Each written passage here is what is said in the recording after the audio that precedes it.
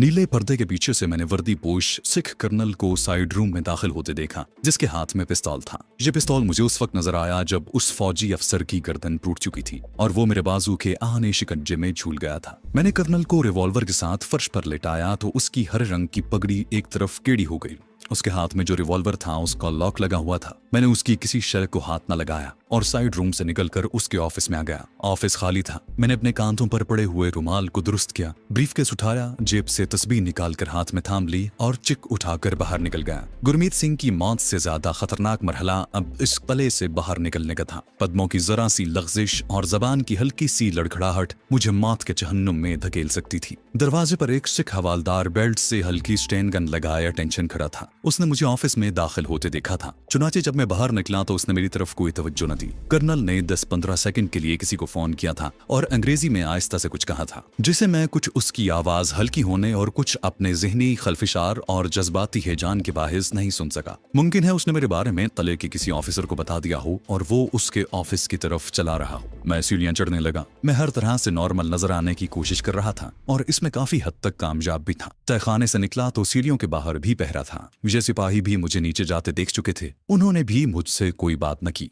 जू जू कले की ड्योड़ी करीब आ रही थी, मेरा दिल जोर जोर से धड़कने लगा था। लगता था कि अब पीछे से स्टेन गन का एक ब्रस्ट मारा जाएगा और गोलियां मेरा सीना छलनी करती हुई निकल जाएंगी। कले की बुलंदो बाला तदीम छत वाली ड्योड़ी आ गई और दरवाजे तक 20 कदम का फासला था, लेकिन ये फासला मुझे मीलों लंबा लग रहा था। 2 चाको चौबंद सिपाही डबल मार्च करते हुए मेरे करीब से गुजर गए। कले का बड़ा दरवाजा था। दोनों जानिब गुरखे फौजी स्टेन गन लिए पहरे पर खड़े थे। एक सिख फौजी दरवाजे के पास अंदर की जानिब एक कुर्सी पर बैठा हाथ में मग लिए चाय पी रहा था। खुदा जाने क्यों उसकी उकाबी निगाहें मुझे अपने ऊपर गड़ी हुई महसूस होने लगी। करीब से गुजरते हुए मैं उसकी तरफ देखकर मुस्कुराया। उसने मुझे हाथ से रुकने का इशारा किया। मेरा जिस्म सुन हो गया, लेकिन मैं बदस्तूर मुस्कुराता रहा। वो मेरे करीब आकर पंजाबी में बोला, मौलवी साहब, मालिर कोटले में ड्यूटी लगी है। मैंने पंजाबी में जवाब दिया, हाँ सरदार जी, ड्यूटी लगी है। ड्यूटी जो करनी है चाहे जहां लग जाए। खुदा जाने उसने मुझे क्या समझकर ये जुमला कहा था। मुझे तो बस इतना मालूम था कि मालिर कोटला पंजाब की मगरबी सरहद पर एक ऐसी रियासत है जहां 47 के फसादात के दौरान एक भी मुसलमान शहीद नहीं हुआ था और जहां पंजाबी मुसलमान आज भी चैन से जिंदगी बसर कर रहे थे। वो बोला, मौलवी साहब, हमें मालूम है कि आपकी वहां क्या ड्यूटी लगी है। ऐसा करना कि जब रिपोर्ट करने वापस आओ तो मालिर कोटले से मेरे लिए देसी घी का एक कनस्तर लेते आना।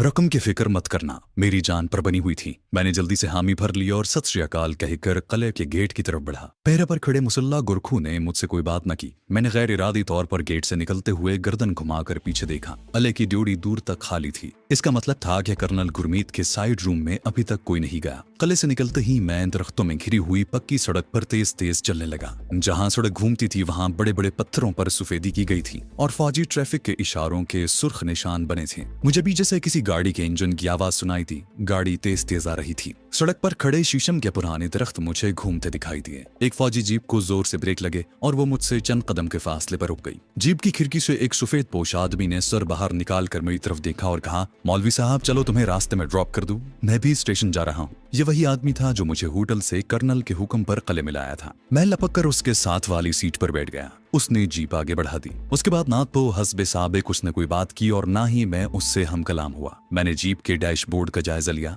उसमें वायरलेस नहीं था। मैं कदरे मुतमईन हो गया। होटल के सामने उसने जीप खड़ी कर दी। मैंने उसका शुक्रिया अदा किया और होटल के दरवाजे की तरफ चल दिया तो वो जीप आगे बढ़ा गया। मैंने काउंटर से अपने कमरे की चाबी ली और कमरे में आ गया। जब मैंने देखा कि सामने बरामदे में कोई नहीं है तो मैं कमरे से निकला। सामने वाले गमले को एक तरफ हटाकर उसके नीचे से V2 की 4 गोलियों वाला पैकेट उठाकर जेब में रखा और कमरे में घुस गया। मेरे लिए ब्रीफकेस, कोड बुक और रेडियो ट्रांसमीटर अब बेकार चीजें थीं। मैंने सिर्फ V2 गोलियां और जहरीला सिगार अपनी शलवार की जेब में रखिया। ब्रीफकेस से इंडियन करेंसी के 2000 रुपए निकाले और रुमाल में लपेटकर अपनी कमर के गिर्द बांध लिए। कमरे को ताला लगाया और काउंटर पर आकर चाबी काउंटर वाले के हवाले कर दी। मेरी उकाबी नजरों ने इर्द गिर्द का जायजा लिया। अभी तक भोंचाल नहीं आया था। सूरत हाल नॉर्मल ही थी। होटल से निकलते ही मैं सीढ़ियों वाले रेलवे पुल की तरफ जाने की बजाय उस अकबी सड़क पर आ गया जो कंपनी बाग की तरफ जाती थी। मैं उन तमाम सड़कों से शनासा था। सबसे पहले मैं अपनी दाढ़ी मूछ सफा चट करवा कर अपना हुलिया बदलना चाहता था। अब मुझे शिद्दत से किसी सवारी की तलाश थी। अभी तक कोई खाली रिक्शा तक मेरे करीब से नहीं गुजरा था। मैं कंपनी बाग के गेट के करीब पहुंच गया था जहां काफी रौनक थी और खाली रिक्शे भी खड़े थे।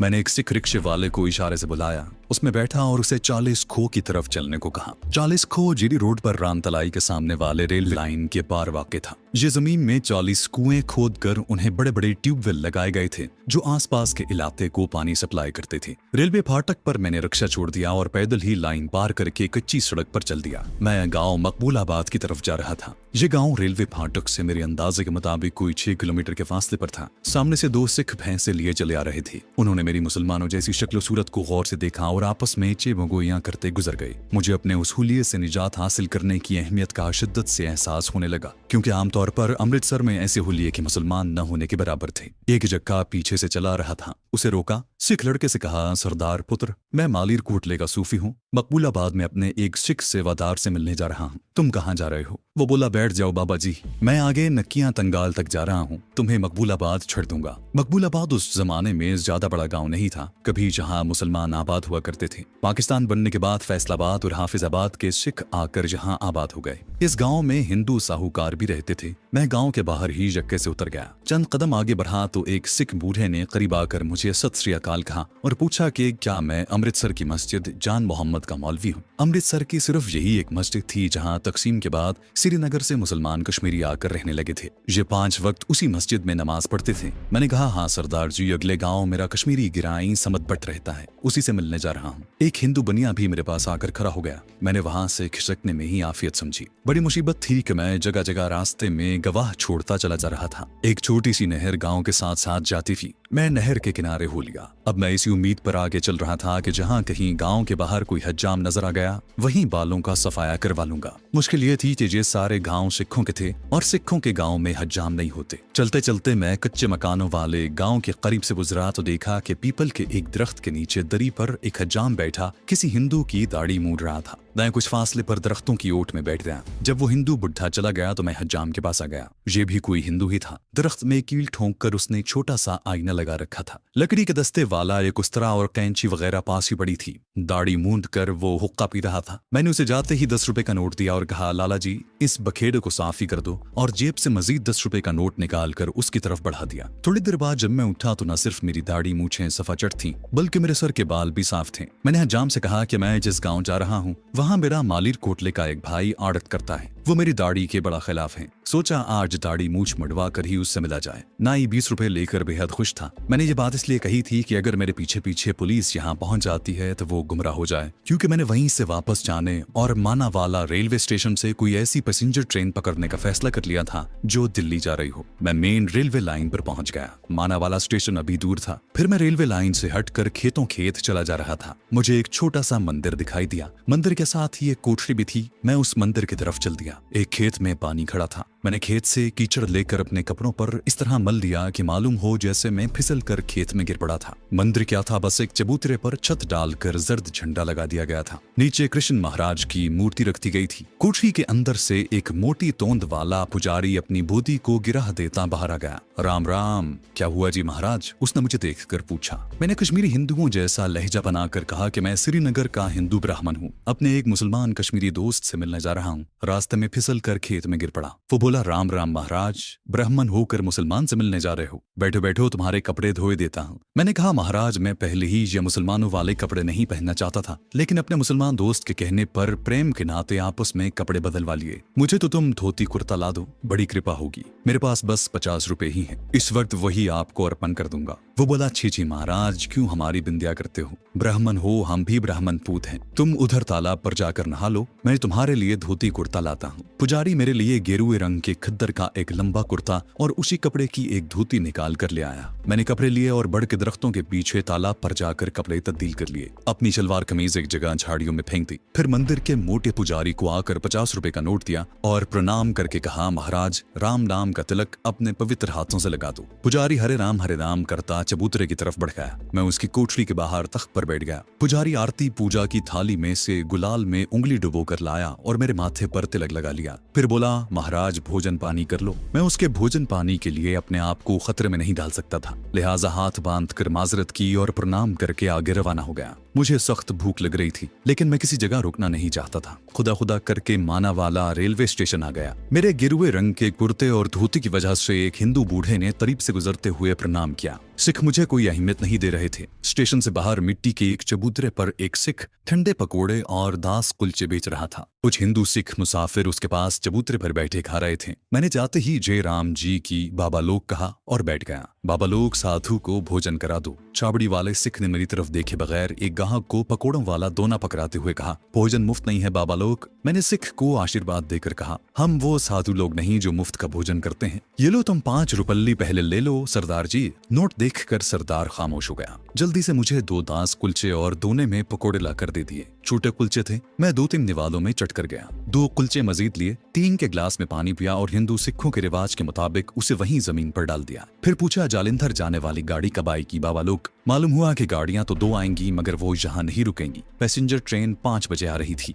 मैं वहाँ इतनी देर नहीं ठहर सकता था। माना वाले से यक्के में बैठकर अगले गांव आ गया। यहाँ से एक छकड़े में करतारपुर जा पहुंचा। करतारपुर जरा बड़ा कस्बा था। जहाँ मुझे एक लारी मिल गई जो जालिंधर जा रही थी। जालिंधर पहुंचकर मैं एक सड़क पर कोठियों के दरमियान चलने लगा। आगे जाकर यूकलिप्टस के सायादार दरख्त तले एक चबूतरा नजर आया। मैं वहां बैठ गया और सोचने लगा कि जुनूबी हिंद तक तवील सफर कैसे तय होगा। पंजाब से दिल्ली तक मेरे लिए कदम कदम पर खतरा था। हो सकता है अगले रोज के अखबारों में मेरी तस्वीर छप जाए और मेरे लिए मजीद मुश्किलात पैदा हो जाएं। अगर मिलिट्री इंटेलिजेंस ने मेरी दाढ़ी वाली फोटो के साथ बगैर दाढ़ी का खाका भी छाप दिया तो फौरन पहचान लिया जाऊंगा। मेरे पास उसके सिवा और कोई हल नहीं था कि ज्यादा से ज्यादा अपना हुलिया बदलने और शहरी आबादी से दूर रहने की कोशिश करूं। मेरा मिशन जुनूबी भारत में मंडापम कैंप नामी शहर के मज़ाफात में वाक़े एटमी रिएक्टर को तबाह करना था, या हाइड्रोजन बम का ब्लूप्रिंट या फार्मूला उड़ाकर उसे जाया कर देना था। मुझे एटमी रिएक्टर और हाइड्रोजन बम की प्रोसेसिंग के बारे में मालूमात नहीं थी। बस इतना ही मालूम था कि वहाँ हाइड्रोजन बम की इब्तिदाई तैयारियां जोरों शोर से जारी हैं। यह खुफिया रिपोर्ट मुझे तिरचनापली के पुरस्रार स्याह फार्म चीफ की जबानी मालूम हुई थी। लेकिन उस वक्त मैं उस मुसीबत से दो चार था कि मेरा राज फाश हो चुका था।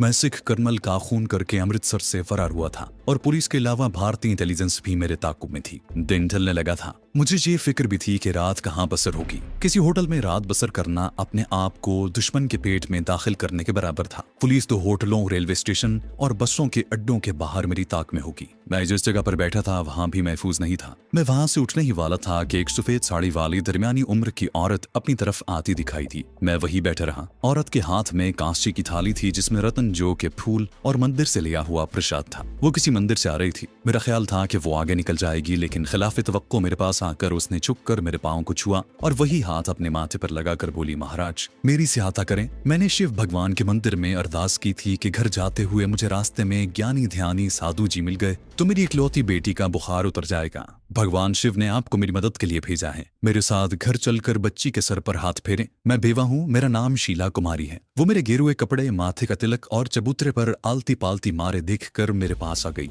मैं सोच में पड़ गया। शाम होने वाली थी। मुझे रात गुजारने के लिए कोई महफूज ठिकाना चाहिए था। मैंने सोचा कि क्यों ना इस औरत के घर में रात बसर करूं और फिर मुंह अंधेरे यहाँ से निकल जाऊं। मैंने बेवा औरत शीला कुमारी के सर पर हाथ रखा और कहा, कन्या तेरी बच्ची अच्छी हो जाएगी, भगवान तेरी मदद करेंगे, चल मुझे अपने घर ले चल। मैं सोच रहा था कि ये एक बेवा औरत है, इकलौती बेटी के साथ रहती होगी, जहाँ ज्यादा से ज्यादा उसकी सास वहाँ होगी। ये माहौल मेरे लिए महफूज होगा। बेवा शीला कुमारी का घर एक छोटा सा क्वार्टर था और गली के कोने पर था। सुहन में तुलसी का पौधा लगा था। ड्राइंग रूम सलीके से सजा हुआ था। दीवार पर उसके आनजहानी पति की तस्वीर लगी थी जिस पर गेंदे के फूलों का हार पड़ा था। साइड रूम में पलंग पर एक दुबली पतली 18-19 बरस की लड़की चादर ओढ़े लेटी हुई थी। उसका रंग जर्द था। तपाई पर दवाएं पड़ी थी। मैंने लड़की के माथे पर हाथ रखा। उसे बुखार था। इसका नाम बिमला कुमारी है। बाप की मौत के बाद उसने पढ़ाई छोड़ दी और एक दफ्तर में टाइपिस्ट है, लेकिन गुज़श्ता 20 रोज से इसका बुखार नहीं उतर रहा। बहुत इलाज करवाया, कीर्तन भी करवाया, मगर कोई फर्क नहीं पड़ा। मैंने शीला को तसल्ली दी और कहा, कन्या परेशान ना हो, शिव भगवान तेरी बच्ची को अच्छा कर देंगे। हम इसे एक घूंट पानी शास्त्रों के पवित्र खुफिया श्लोक पढ़कर हर 4 घंटे बाद देंगे। तेरी पुत्री का बुखार टूट जाएगा। शीला तो मेरे कदमों पर गिर पड़ी। 4 घंटों की ये बात मैंने इसलिए की थी कि मुझे इस खामोश घर में रात बसर करने का मौका मिल जाए। मैंने दिल ही दिल में सूरह इखलास पढ़कर पानी पर दम किया और बिमला को पिला दिया, फिर उसे आराम करने का मशवरा दिया। शीला ने हाथ बांधकर दरखास्त की कि मैं रात उसके घर में बसर करूं और हर 4 घंटे बाद अपने हाथ से बिमला को पानी पिलाऊं। उसने एक छोटे से कमरे में बिस्तर लगा दिया। शीला की ज़बानी मालूम हुआ कि वो अपनी बेटी बिमला के साथ उस मकान में तन्हा रहती है। उसका एक बेटा बंबई के एक कारखाने में केमिकल इंजीनियर है, वही घर का खर्चा चलाता है। मैं नहा धोकर बिस्तर पर बैठ गया। खिड़की से बाहर बाग में शाम का अंधेरा फैल रहा था। शीला मेरे लिए कांसी की थाली में भोजन ले आई और पानी का गिलास हाथ में थाम कर मेरे सामने चौकी पर बैठ गई।